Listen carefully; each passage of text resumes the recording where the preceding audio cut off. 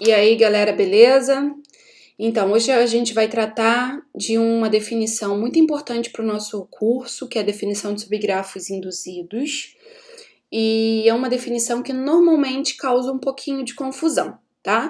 Então, eu trouxe alguns exemplos aqui para vocês, tanto de subgrafos induzidos por conjunto de vértices, quanto de subgrafos induzidos por conjunto de arestas, tá bom? Bom, então, vamos começar aqui com um exemplo de subgrafo induzido por conjunto de vértices. Então, vamos considerar o conjunto X sendo os vértices A, B, C e D. Vamos começar assim, tá bom? Então, basicamente, ó, esse meu grafo aqui, eu vou dar um nome para ele, pra gente também falar da notação que a gente utiliza quando tá tratando de subgrafo induzido. Então, esse meu grafo aqui à esquerda, esse aqui é o G, tá bom? E eu quero o subgrafo de G induzido pelo conjunto X.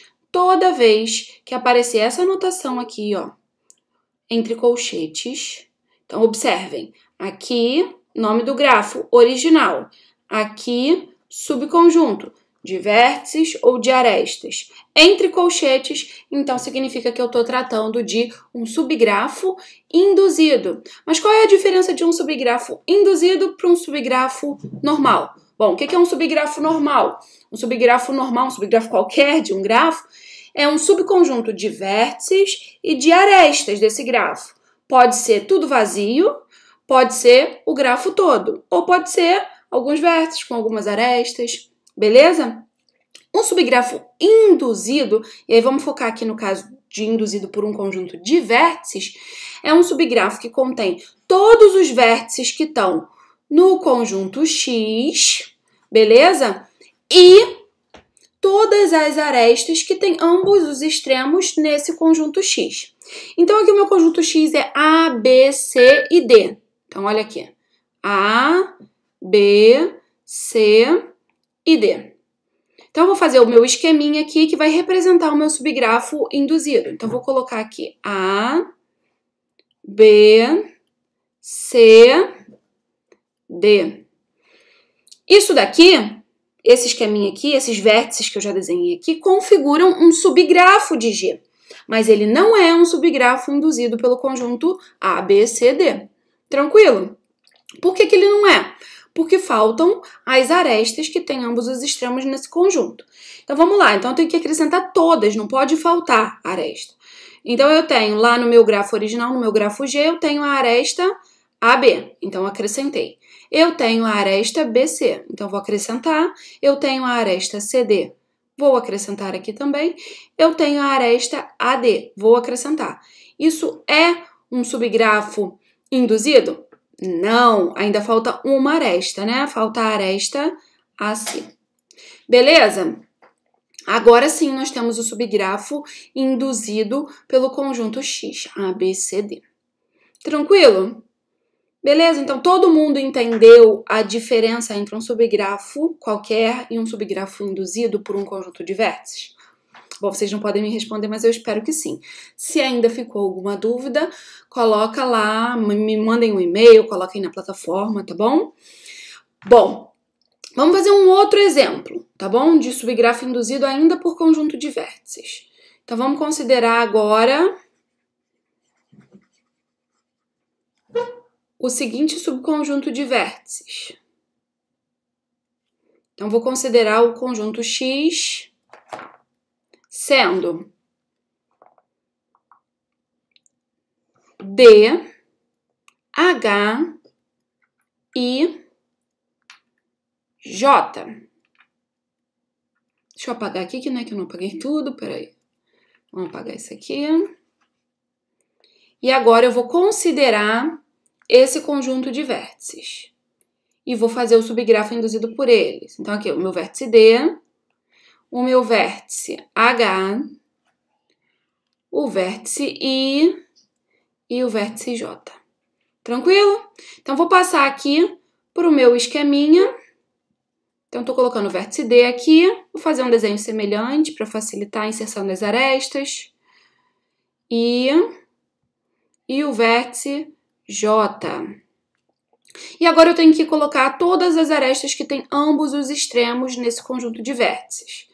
Então, eu tenho que obrigatoriamente colocar HI, IJ e HJ. Beleza? Observem que esse conjunto de vértices, H e J aqui, ó, ninguém é extremo de aresta juntamente com D. Então, o que aconteceu nesse exemplo aqui? A gente tem um subgrafo induzido por X, esse X azul aqui, que é desconexo. Tranquilo? A gente não tem caminho nesse subgrafo G induzido por X, a gente não tem caminho de D para os outros vértices. Então, aqui eu tenho uma componente conexa e aqui eu tenho outra componente conexa. Belezinha? Bom, agora eu vou fazer um exemplo de subgrafo induzido por conjunto de arestas. Então, agora eu vou considerar o conjunto X sendo, deixa eu trocar a cor, o conjunto X sendo arestas, beleza?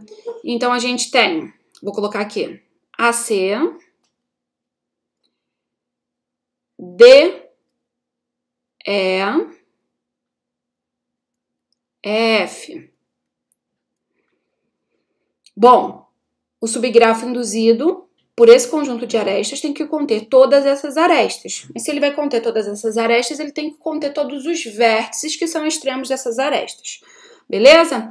Então, ó, ele tem que conter a aresta AC, essa aqui. Ele tem que conter a aresta DE, essa aqui.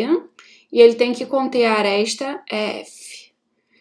E os respectivos vértices que estão presentes nessas arestas. Então, vamos desenhar aqui. A gente tem a aresta AC.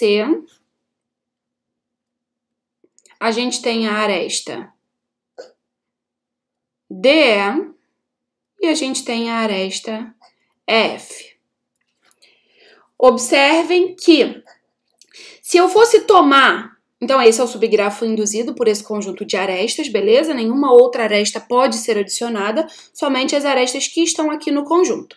Observe que se eu considerasse um conjunto X' formado pelos vértices A, C, D, E e F, e eu tomasse o subgrafo induzido de G, né, por X', eu teria um subgrafo diferente desse daqui. Então, vamos colocar aqui os vértices A, C, D, E e F. E agora eu vou colocar, então, todas as arestas incidentes a esse conjunto de vértices. Então, eu teria AD, eu teria AC, eu teria CD, eu teria DE e eu teria EF. É um subgrafo conexo, diferentemente do que o que a gente tinha obtido anteriormente. Beleza? Se ficou alguma dúvida, escrevam para mim. É isso. Beijinho.